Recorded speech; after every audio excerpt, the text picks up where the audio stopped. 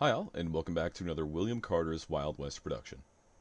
The Cowboy of the Wild West is not only one of the most reenacted characters of the modern day, but also one of the most incorrectly done as well. One thing to keep in mind especially is that the cowboy was a profession, a job title, and not a blanket term for everyday civilians in the Old West. Now, when you think of the cowboy, especially in modern character design, it is extremely easy to over-accessorize the look. For example, one trend of today for the cowboy character's look is the slim-fitting pants, pullover shirt without a collar, suspenders with metal clasp hardware, leather cuffs, modern taco-curled cattleman hat, modern tucked-in boots, and an oversized bandana wrapped around the neck. Now, what if I told you that it was as simple as period-correct, wide-legged, boot-cut pants, a tucked-in shirt, usually with a collar, detachable or not, period-correct stovepipe boots, and an open-crowned, wide-brimmed hat? Cowboys of the 1880s and 1890s are seen wearing exactly that, with the many exceptions of added chaps, waistcoats, gun belts, and smaller tied bandanas. But the look didn't need to be overdone or over-accessorized for the cowboy of yore to get their job done. It just needed to be utilitarian, one to suit their needs on the trail while still looking good doing it.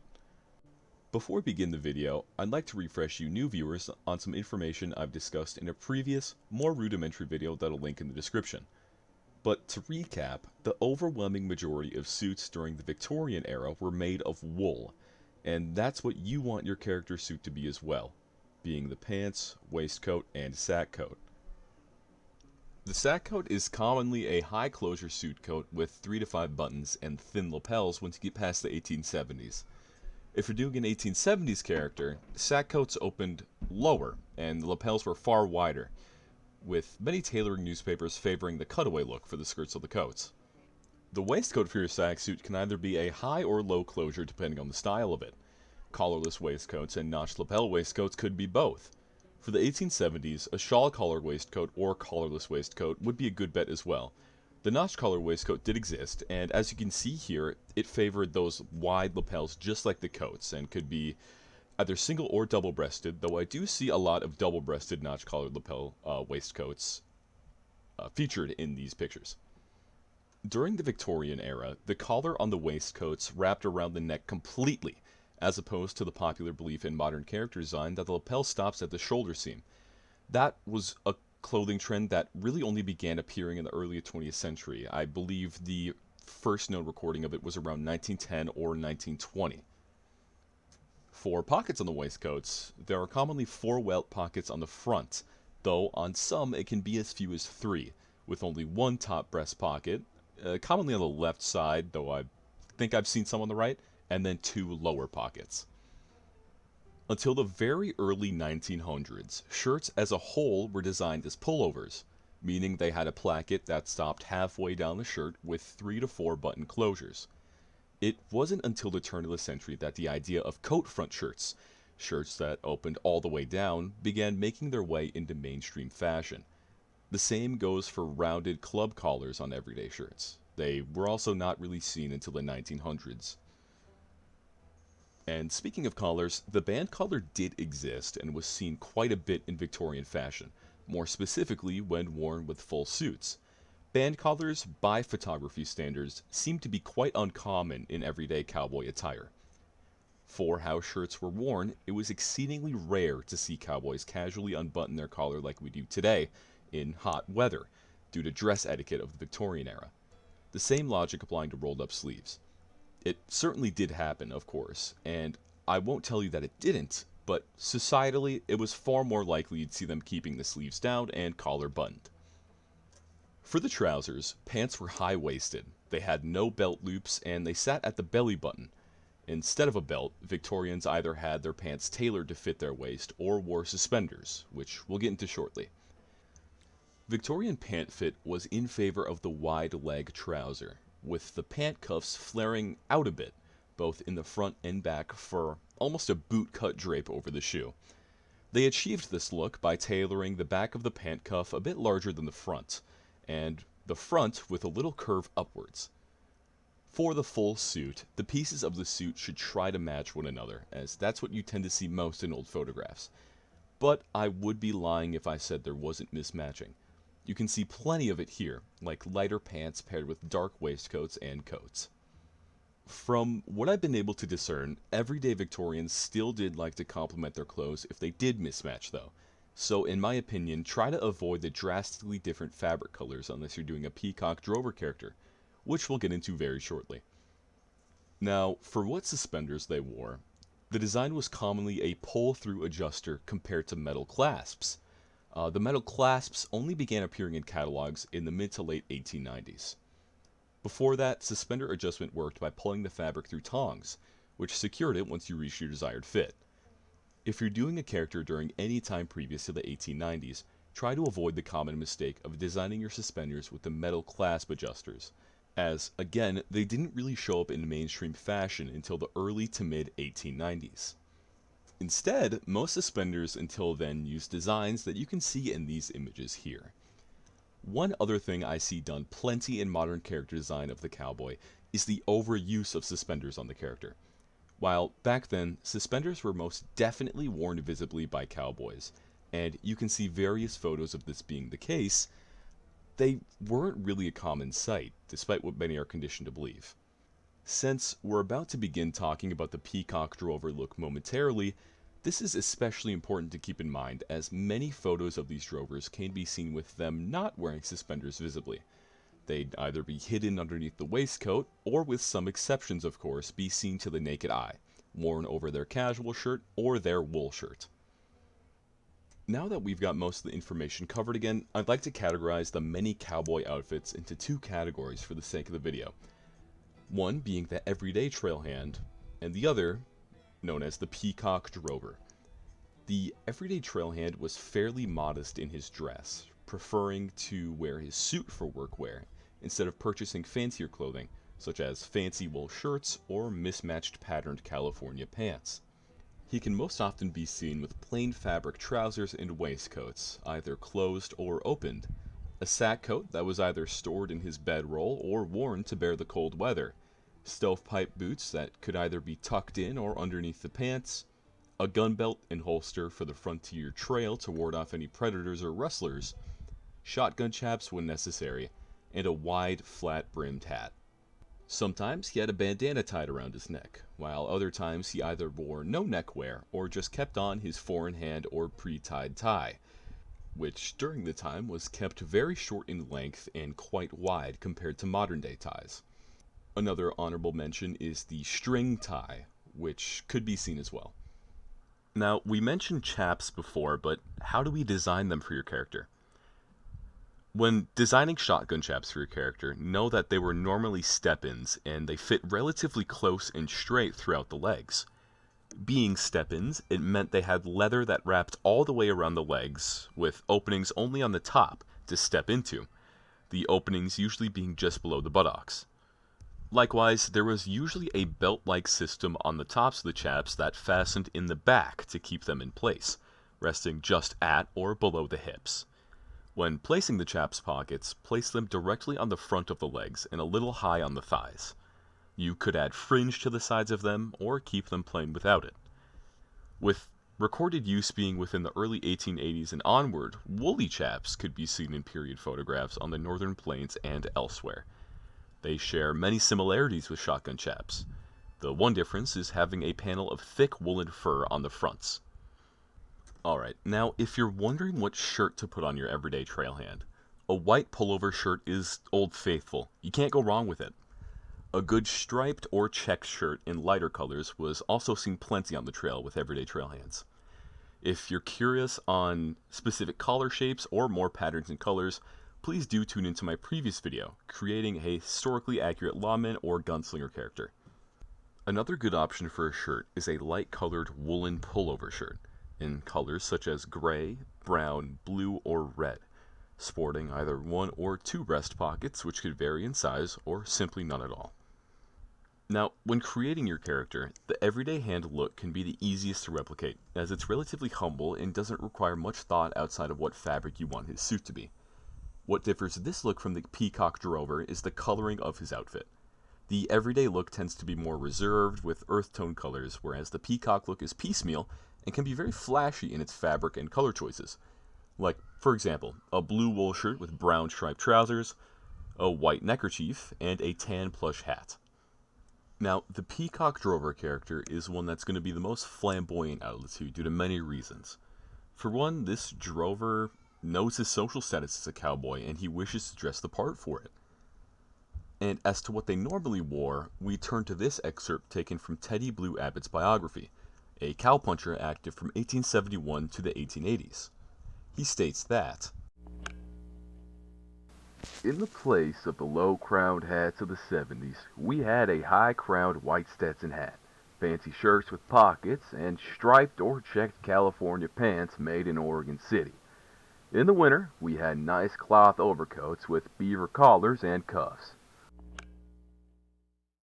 those winter coats he's referencing most likely looked like this, or at least similar to this, which, in my opinion, was pretty damn nice for a cowpuncher. On the topic of coats, one thing that acts as almost the universal article of clothing for cowboys in modern character design is the duster coat. While the James gang certainly wore linen dusters, not cotton or canvas dusters on their way to Northfield in 1876, there's actually extremely minuscule evidence for cowboys wearing them on the job or at all past that event and forward. Another thing to consider is that by definition, the James gang weren't cowboys at all, but rather guerrilla criminals. This account in 1888 from Hints About Men's Dress claims the following. "Linen dusters or alpaca dusters are no longer seen, or ought not to be seen. They never were of use, for they do not materially protect the clothes from dust, and they are too hot for comfort, especially in summer." If we were to research primary sources and photographs past this article's date, it seems to be true. There is a photo from 1885 showing some gentlemen wearing these linen dusters, but they aren't cowboys, rather train conductors in Montana. One other interesting detail of this photo is the gentleman wearing pretty much everything we're covering here shortly, but seemingly in an outdoorsman way instead of cowpunching. This is worth mentioning as the look could be adopted by anybody on the frontier, and not just cowboys. But anyways, now that we've got that covered, we can move on to what other kinds of shirts were worn by the Peacock Drovers of the 80s and forward. Based on period accounts and photographs, we could assume that the fancy shirts with pockets Teddy referenced are these laced bicycle shirts that he wore, some also being called tourist shirts, which came in colors such as navy blue, electric blue, gray, brown, and green. Another popular shirt worn by cowpunchers was the Bib-Front Shirt, also known as a double-breasted overshirt in period catalogs and newspapers. It came primarily in navy blue or blue flannel, though almost identical overshirts sold by sporting outfitters were advertised in colors like red, which I'm sure was picked up by at least a few cowhands. Blue was still a wildly popular choice for shirting colors, more specifically wool shirt colors, and it continued to dominate catalog advertisements for the next decade or so. Since pants could most likely have been a subsidiary of the sack suits that cowhands owned, natural colors and patterns in gray, black, brown, and navy blue would be a very safe bet for your character. Due to the cowboy's profession, however, pants were in the business of being one of the first articles of clothing to degrade, so any lighter colors like gray, brown, or blue would also be fair game. There are some accounts that go against this completely, however. As this excerpt from 1875 puts it, one cowhand was spotted leaving a clothing store wearing a white plush hat, a purple velvet sack coat, a white vest, a saffron-colored wool shirt, a lavender necktie, and sky blue corduroy pants with calf boots adorned with gilt and red Morocco tops. While I personally have no clue if this story is true or simply exaggerated for the sake of a good story, the clothing still existed to some extent, and is something to keep in mind regardless of how silly it may sound. Think of someone in your life who has an absolutely outrageous sense of style with no shame on it. That could have easily been this man, too. Another style of pants seen worn by some cowpunchers are waist overalls, or jeans as we know today. These pants were called waist overalls as the purpose was to wear them over your wool pants to protect them, originally marketed towards miners for that exact purpose, to keep cave juices and all kinds of sediment out of their everyday pants. Even though they are quite rare to see in the 1880s, there are still a good few examples of them being worn by men who look to be in cowboy or western attire. Now we've talked about the looks of the 80s and 90s, but what if your character is a cowpuncher from the 1870s?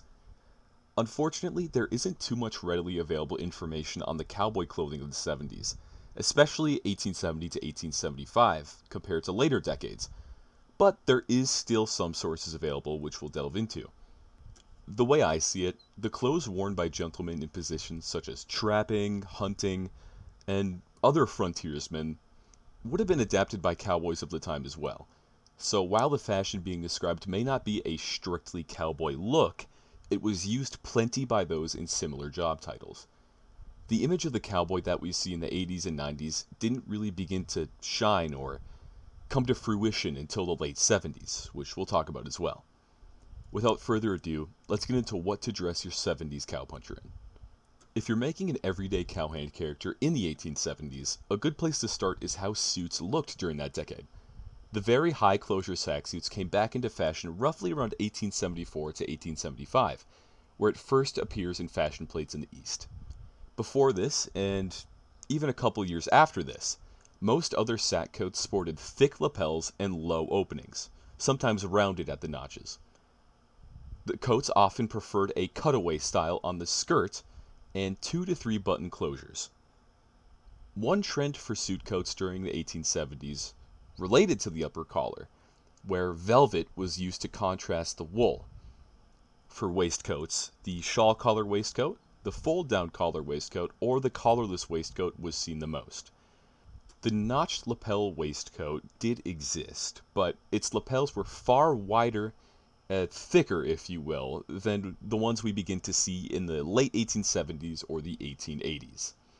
Since the shape of the trouser wasn't too different from the 1880s, you'd be safe using the same wide-legged boot-cut shape as mentioned before, either matching or a lighter color due to replacing it from wear and tear.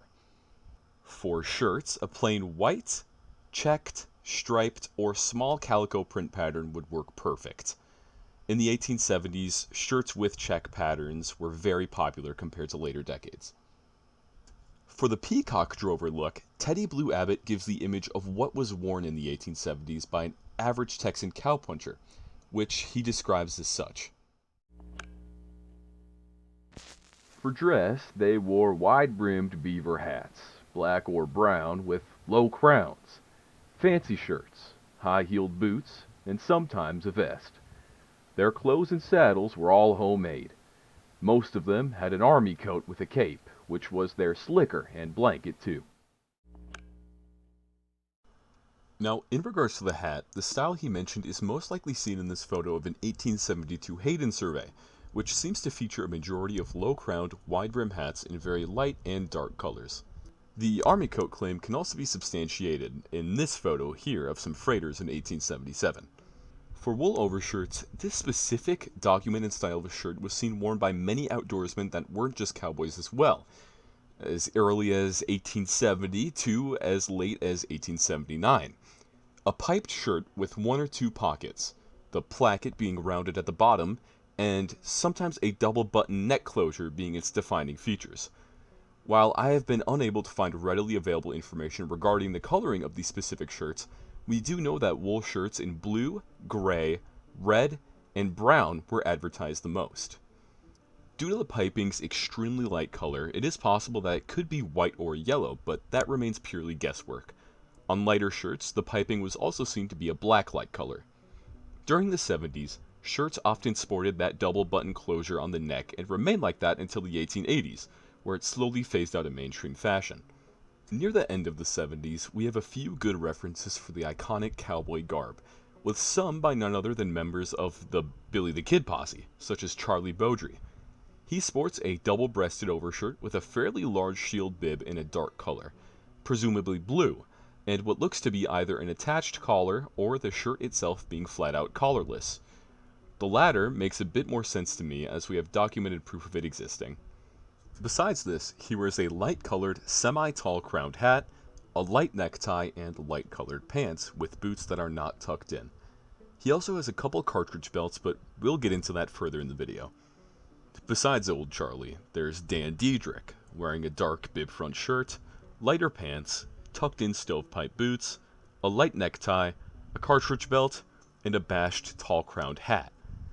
We have a couple other good references, such as this photo from 1878 of the Buffalo Boys wearing those piped wool overshirts in various colors. Wide-brimmed hats, either flat-brimmed or pulled out of the face, that 50-50 split of boots tucked in and not tucked in, and even what looks to be a deerskin bibbed fringe shirt, though that's only a guess. Neckties in dark and light colors are seen worn as well. While we haven't gotten to the nitty-gritty of the boots quite yet, I figure now is a good enough time as any. For the 70s, we thankfully have a few great sources for what boots were marketed and sold to the general public, starting in a colored catalog from 1872. Tall boots with colored panels were the main offer at the time, some having completely ornate designs such as crescent moon and stars. The other kinds of boots came in varying heights and colored panels, such as brown, green, blue, or rust. This painting from 1877, a preliminary trial of a horse thief, reinforces these styles being worn, showing green and red panel boots along with plain stovepipe boots with similar construction. As we move into the 1880s, C.M. Henderson's catalog offered boots that looked pretty similar 10 years prior. Also Napoleon-style boots with two-piece construction. These could also be seen in advertisements in 1878. In this mid-1880s photo of Ira Atten, his boots are stovepipes with the addition of decorative stitching on the fronts, whereas in this photo of Addison's Spa in 1884 features him wearing plain stovepipes. Scalloped boots are seen as early as 1874 in this photo of Jack Stilwell and Company, and while quite rare to see worn in period photographs, they certainly existed, and were marketed in advertisements from the 70s forward. Fast forward to the 1895 Montgomery Ward catalog, and you start to see a lot more decorative styles advertised, such as scalloped boots and stitched boots with designs along the old-style panel-top boots. In a lot of period photos, it seemed that the plain stovepipe boots without panels were a favorite amongst cowpunchers. Boots could either have been square-toed or round-toed, while other variations like snip toes or very sharp toe fronts didn't exist at the time. Modern reproduction boots such as preacher boots, the large front star boots, mule ear pull strap boots, and cathedral stitch boots like these have little to no well-known documentation of them existing or being commonly available styles until after the 1900s. For how they were worn as a whole, cowboys tucking in their boots is relatively 50-50 in photographs seen of them. Either you did or you didn't, and it didn't seem to be a uniform dress etiquette for them to do so. For the heel styles of the boots, cowboy boots often sported tall, slanted heels similar to today's Cuban heel construction. The walking heel was a popular choice in civilian footwear, featuring a shorter construction than the cowboy heel, but sometimes also featured a slight slant in the back. Spur ledges on boot heels do not have any known documentation of existing until after the 1900s. Alright, now with most of the readily known boot information covered for a good idea of what to do and avoid, one thing I want to cover really quickly is neckties and bandanas. The excessively large wild rag of today's Western society was seldom seen at all worn by period cowboys in photographs, nor does it have any real documentation of existing at all. Most bandanas worn were much smaller in size. They came in colors such as turkey red, blue, white, and other fun colors like lavender, with others having simple designs like dots, humble paisleys, checks, and other calico or native-inspired designs. It's believed that solid colors were more common than ones with patterns on them.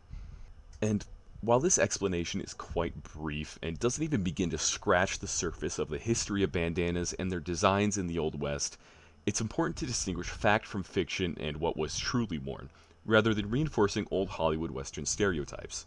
Perhaps in a later video, once I am much more well-versed in this topic, I will go further in depth on it. But anyways, I got a little sidetracked and I digress. Since we talked about boots, it's only fair that we talk about spurs now. For spurs, I was able to find a few references on them from catalogs of the time. Starting in 1865 with the Russell and Irwin Manufacturing Company catalog, we're able to see a beautiful rendition of three types of spurs for purchase: brass, army pattern, and Mexican style spurs, which are decorated with horses and floral motifs. One thing you'll see as a constant in these illustrations is that the rowels themselves are rather sharp, contrasted to the belief that they were filed down by cowboys. Now, if we fast forward to 1895 to take a look at the Montgomery Ward catalog, these kinds of styles remain pretty similar to the ones shown 3 decades prior, and I'll get into photograph evidence shortly. But it seems that the difference in Spurs in the 1890s are that they're more ornate with their designs on the neck and arms. In between this large period of time, we're able to see different types of spurs in various period photos. Captain Sladen in 1872 wears spurs which look similar to the Army-style spurs, which makes sense. Jack Stilwell wears a pair of large roweled spurs in 1874, quite similar to the Mexican spurs advertised in the 1865 catalog. This photo of N.P. Barry in 1892 also features him wearing spurs with rowels that look rather similar to both Stilwell's and the catalog's Mexican style. While I'm not extremely well versed on the topic of spurs either, talking to other history buffs who are have also informed me that throughout this period of decades, the one thing that did remain relatively the same were spurs and their construction. And, of course, if this comes out to be incorrect or I find new information, I'll make another video going more in-depth about it. I'm just only going off of what catalogs and photographs I'm able to find. Alright, now I've been procrastinating this part for a while because I needed the time to do it right.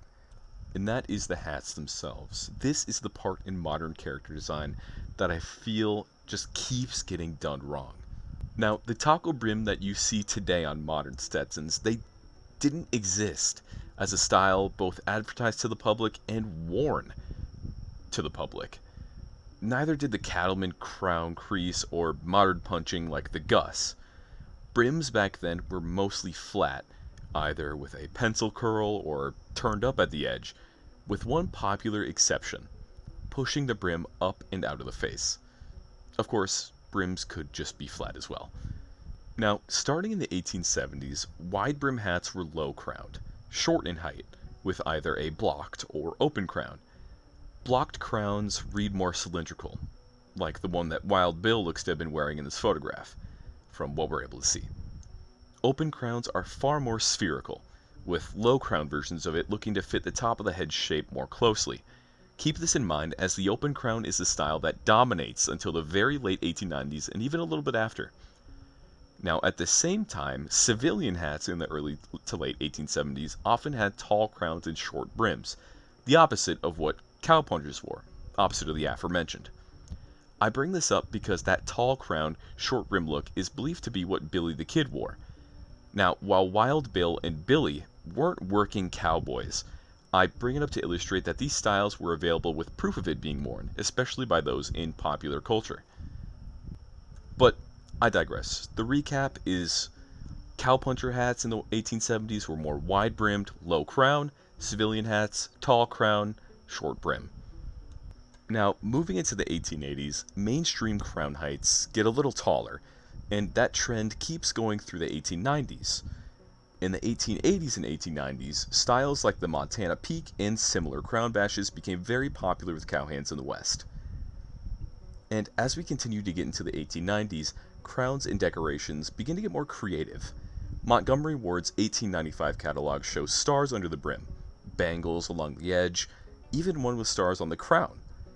These kinds of flourishes seem to only really pop up in the 1890s and afterwards, though I have no doubt similar styles such as those did exist in the late 1880s. I personally just haven't seen concrete evidence.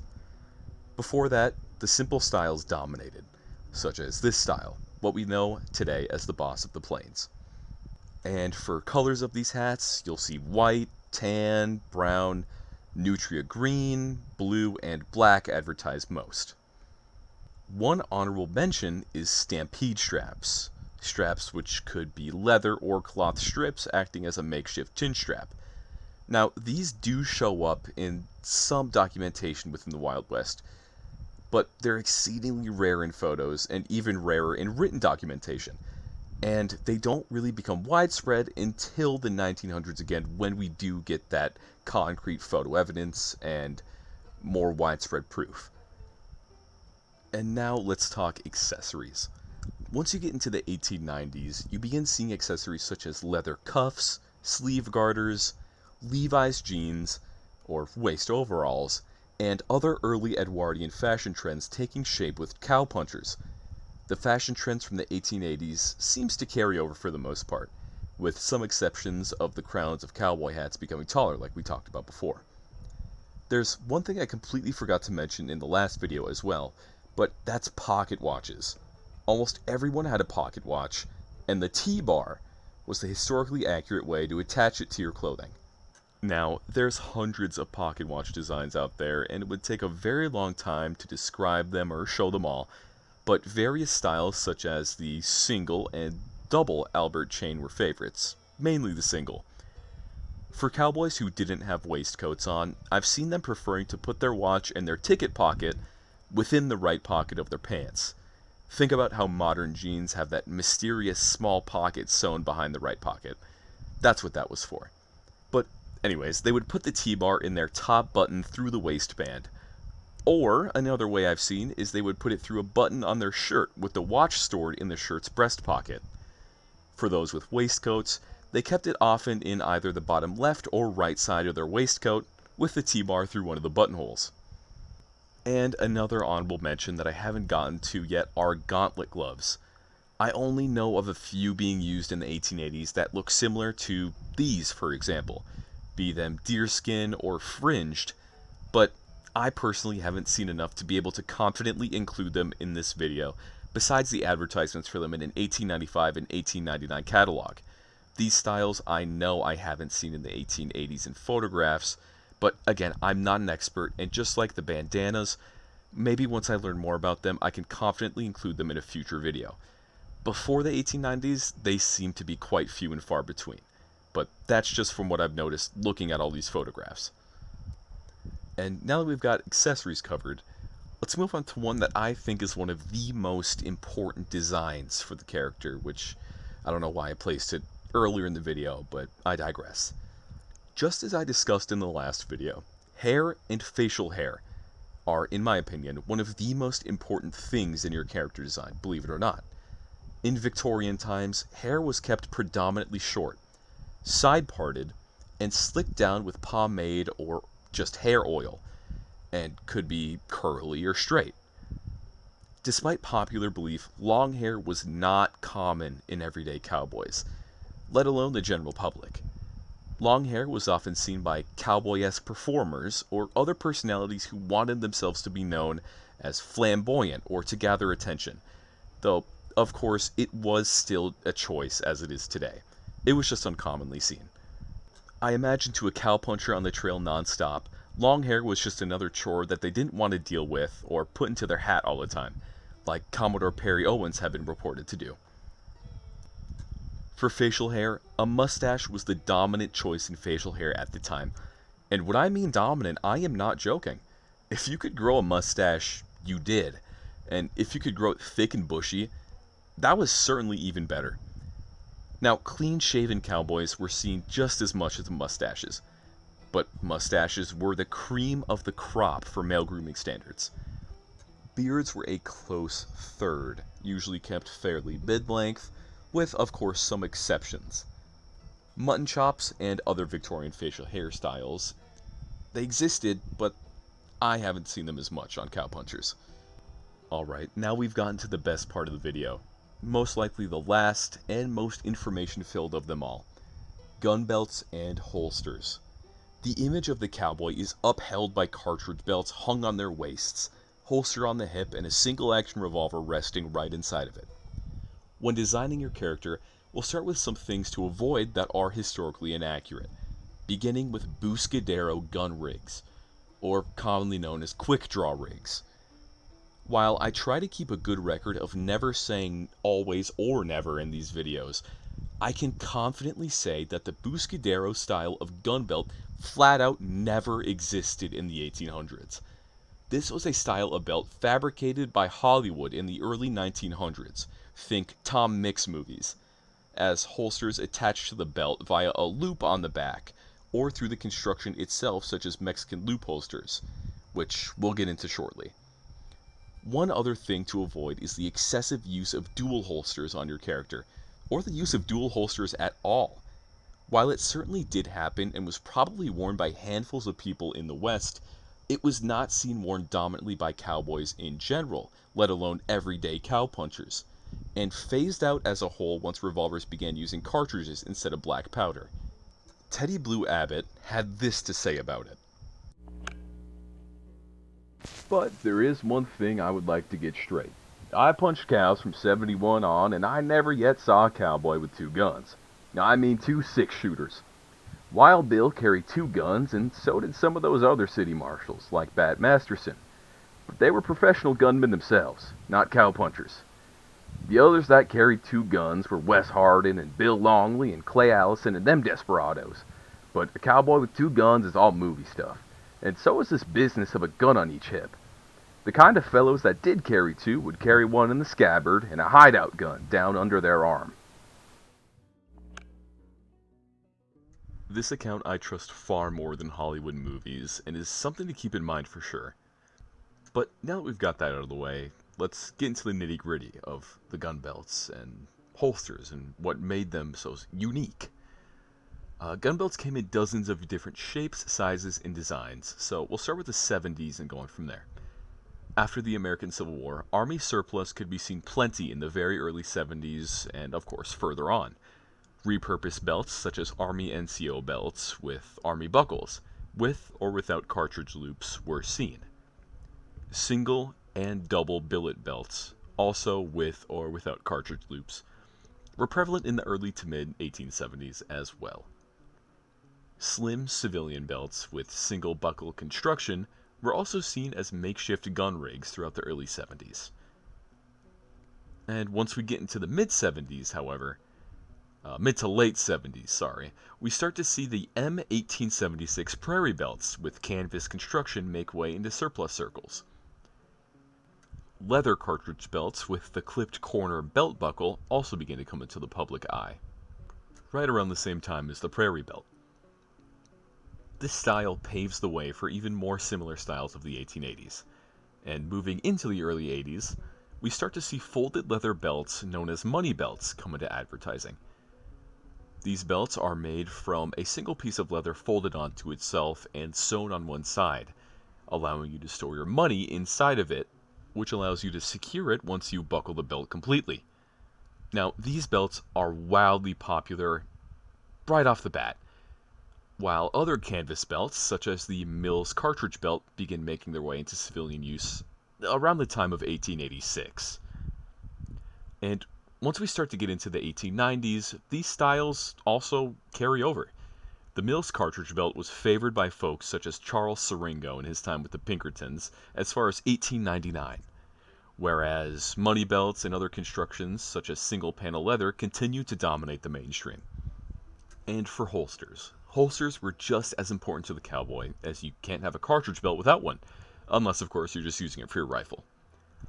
Beginning in the 1850s and remaining in use for at least 2 decades for revolvers such as the 1851 Navy and later models like the Colt Dragoons and the Colt Model 1860, the flap holster and half-flap holsters remained in mainstream circulation with both civilian and military use up until the 1870s. But, of course, there are still dozens of examples of them in use past that point, with other revolvers as well, such as Smith & Wesson model revolvers. Aside from the flap holsters, the California patterned holsters with slim builds and open tops became very popular as well around the same time, and were seen even more in photographs once you get to the 1870s and forward. Once the M1873 Colt single-action revolver became mass-produced and widely available to the public around 1874 to 1875, holsters for it needed to adapt as well, which is where we begin to see Mexican loop holsters come into the market. The exact date of when these holsters began appearing widespread is unclear, as various sources state either post-1875 or not until after 1879 or 1880. But I digress. The Mexican loop was one of the most versatile and customized holster constructions out there. Some featured only one loop, whereas others could be seen with up to 4 or even 5. and due to its single piece of leather construction, achieved by putting the actual holster build through these cutout loops, this made it very easy to both slide on and off of gun belts.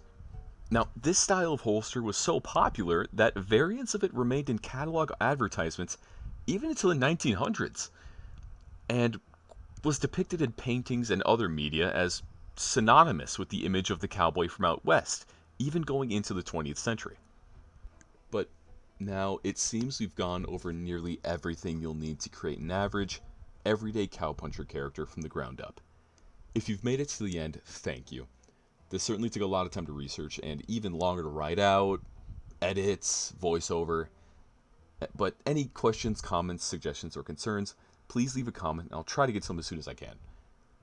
The community Discord is also open for showing off any character designs you made with this information. Or if you just want to stop by and say hi. I mean, I'd love to see either. I'll be sure to link it in the description. Within the server, I also plan to release updates on future videos being produced there, so it might be worth your time if you enjoyed this content. This is William Carter, and you're watching Fashions of the American West. Thank you, and stay tuned for more. Goodbye.